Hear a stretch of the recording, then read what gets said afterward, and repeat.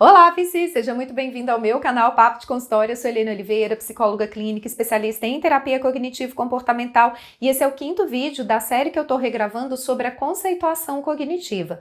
Nós já vimos, então, nos vídeos anteriores sobre os aspectos essenciais da conceituação, também falamos sobre crenças nucleares ou centrais, crenças intermediárias e estratégias compensatórias, e agora a gente chega nos pensamentos automáticos disfuncionais, ok? Então fica aqui comigo nesse vídeo para conferir, aproveite e já deixa o seu like, porque isso ajuda e fortalece o canal para chegar a outros PCs.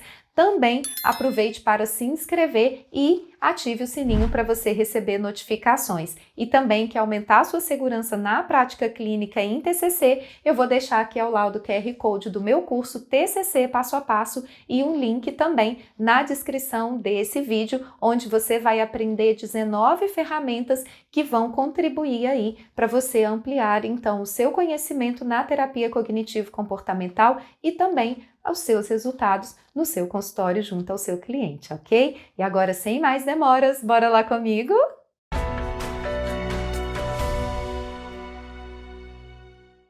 Bom, então, agora a gente chega para falar justamente sobre os pensamentos automáticos disfuncionais, né? A gente ouve muito falar sobre os pensamentos automáticos porque, de fato, é onde a gente faz boa parte do nosso trabalho junto ao nosso cliente. Quando a gente inicia o manejo na clínica em terapia cognitivo-comportamental, se o nosso cliente não estiver em crise, a gente vai trabalhar justamente o levantamento e o manejo aos pensamentos automáticos. É como se eles fossem a parte mais superficial, aquilo que me mostra, né, o que está acontecendo. Os pensamentos automáticos disfuncionais, eles são pensamentos breves, rápidos, né, e que muitas vezes a pessoa ela não tem consciência de que ele passou ali pela mente dela. Por quê? Porque ele acontece muitas vezes dentro de um segundo plano e por ser muito rápido, a gente acaba não notando a existência dele.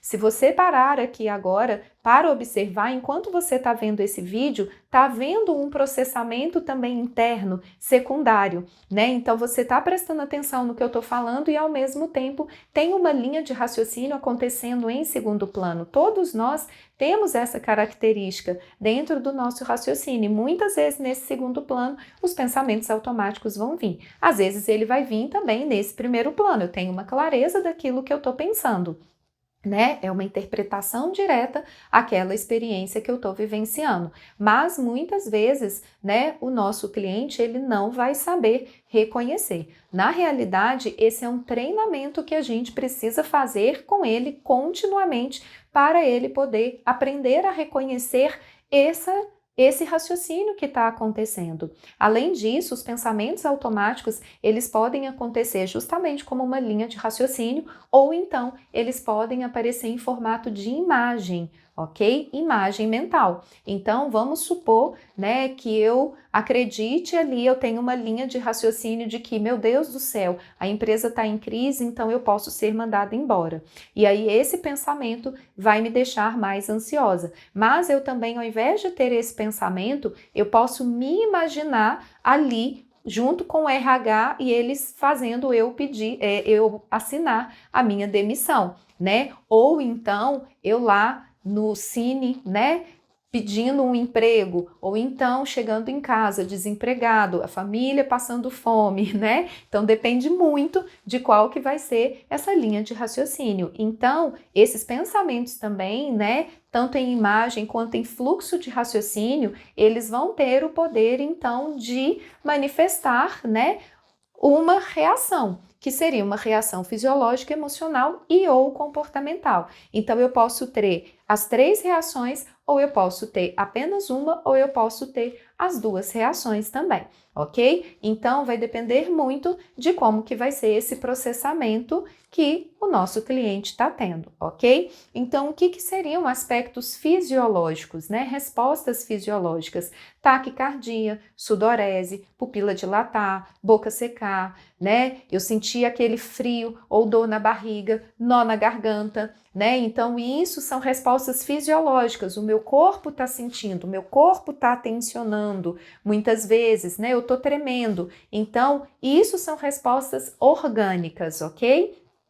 Já na parte emocional, são as emoções mesmo, né? Então, eu fiquei feliz, eu fiquei triste, eu fiquei assustada, eu fiquei nervosa, eu fiquei ansiosa, eu fiquei grata, satisfeita. Então, a gente vai ter a manifestação das emoções aqui. E na parte comportamental vai ser justamente a reação da pessoa àquela experiência, né? Como eu falei no vídeo anterior das estratégias compensatórias ou estratégias de enfrentamento disfuncionais, o que acontece? Aqui, muitas vezes, essa questão comportamental, ela vai ser muito específica, né? E então, aqui, a gente vai usar simplesmente como uma resposta ao pensamento automático. Se eu percebo, então, que aquilo se manifesta continuamente, aquela resposta comportamental, ela é contínua, então, eu parto do pressuposto que pode ser uma estratégia compensatória, ok? Então, esses pensamentos automáticos, eles vão ser também um reflexo da crença,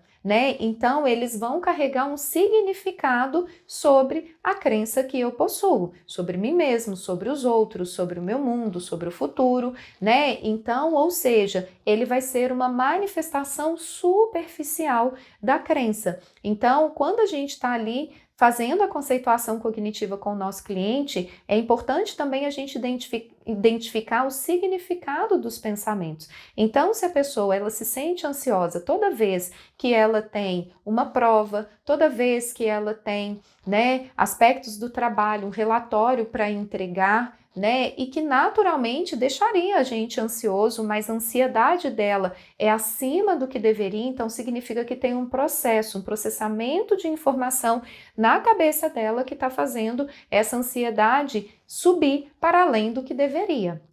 Então, a partir disso, a gente consegue identificar. Uma coisa também muito importante, né, quando a gente trabalha dentro da ideia dos pensamentos automáticos, é que a gente está partindo do pressuposto que não é a situação em si, mas a maneira como a gente interpreta a experiência que faz me sentir e me comportar de determinada maneira. Esse é o pressuposto máximo da terapia cognitivo-comportamental. Mas muitas vezes eu também carrego crenças sobre as minhas próprias emoções ou sobre os meus próprios comportamentos. Eu posso ver determinados comportamentos como ruim, me julgar a partir disso e isso manifestar determinadas emoções. Eu posso ver algumas emoções como eu não deveria sentir, como emoções inadequadas, e a partir dessa interpretação sobre as minhas emoções, eu posso ter outras emoções em decorrência disso e outros comportamentos também em decorrência disso, né? Então, isso vai se manifestar a partir das crenças que eu carrego. Crenças funcionais, aí eu vou ter os pensamentos automáticos funcionais,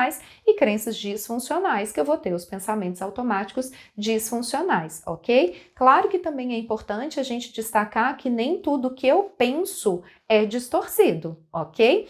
Então, muitas vezes, a interpretação do seu cliente é verdadeira, é factual. Quando a gente vai buscar, né, ali as evidências do que ele está pensando, se é verdadeiro ou totalmente verdadeiro, a gente se depara que, de fato, é uma interpretação correta da experiência. Quando é assim, a gente trabalha resolução de problemas, estratégias funcionais de enfrentamento para lidar com aquela situação. Mas se a gente percebe que um pensamento que ele está tendo é só um pensamento, como diz a Judith Beck, então, nesse caso, a gente vai trabalhar uma série de ferramentas, né, de estratégias para a gente manejar esses pensamentos. Uma vez que a gente cria esse diálogo com o nosso cliente, com a própria cabeça dele, ajuda ele a entender que muitas vezes a nossa mente mente para a gente, né, e traz recursos e ferramentas importantes para ele aprender a fazer uma avaliação da validade desse pensamento, da veracidade desse pensamento, e quando ele se depara com algo que não necessariamente é verídico, ele ter estratégias para fazer esse manejo, isso vai ajudar diretamente nas respostas que ele possui também, tanto fisiológicas, quanto comportamentais, quanto emocionais, né? Então, o nosso grande trabalho, né, inicial na TCC é justamente começar sobre os pensamentos automáticos, ok? Então, a gente começa pela psicoeducação, que tem um vídeo aqui no canal, vou deixar aqui também para você acompanhar, né? E a gente faz N estratégias a partir disso para contribuir justamente para a gente, então, ir ajudando o nosso cliente a conhecer mais as suas estruturas internas, as suas estruturas cognitivas e de crenças e assim ter mais domínio. Por que ele vai ter mais domínio? Porque ele vai ter recurso, né? Então, é a proposta da TCC a gente ensinar mesmo o nosso cliente estratégias e recursos para que ele consiga, então, no dia a dia, iniciar esse manejo, ele se perceber na experiência, ele conseguir responder de uma maneira melhor, mais funcional, mais adaptativa, mais atrelada para aquilo que ele deseja. Ok? E antes da gente encerrar esse vídeo, também tem uma coisa importante sobre os pensamentos automáticos, né? Muitas vezes a gente vai ter um padrão de pensamentos, né? Então, esse padrão de pensamentos automáticos, a gente dá o nome de distorções cognitivas. Também tem uma série aqui no canal sobre as distorções cognitivas, vou deixar também na descrição para você. E, né, essas distorções, elas vira e mexe vão aparecer. E elas também vão estar vinculadas, muitas vezes, a determinados transtornos, como a catastrofização e o IC, né, tem muito a ver com os transtornos de ansiedade. A ruminação tem muito a ver com o transtorno depressivo. Então, a gente vai vendo, né, como que esse processo ele vai acontecendo. Então, né, os pensamentos automáticos é onde a gente vai trabalhar e trabalhar bastante nele, porque ele é o início da nossa caminhada. Claro, né, que eu vou usar às vezes tanto estratégias cognitivas quanto comportamentais, mas na ideia de flexibilizar e favorecer aqueles pensamentos que são distorções, né, são vieses distorcidos, desadaptativos da realidade. Ok? Então espero que esse vídeo tenha contribuído. Continue aqui comigo, porque eu vou trazer no próximo vídeo para a gente falar então sobre a conceituação completa. Então eu vou trazer exemplos, né, de como que eu faço e um passo a passo aí para você então compreender a união então de tudo isso que a gente conversou, ok? No mais, desejo muito sucesso para você, um beijo grande, dúvidas, deixe nos comentários e a gente se vê nos próximos vídeos. Tchauzinho!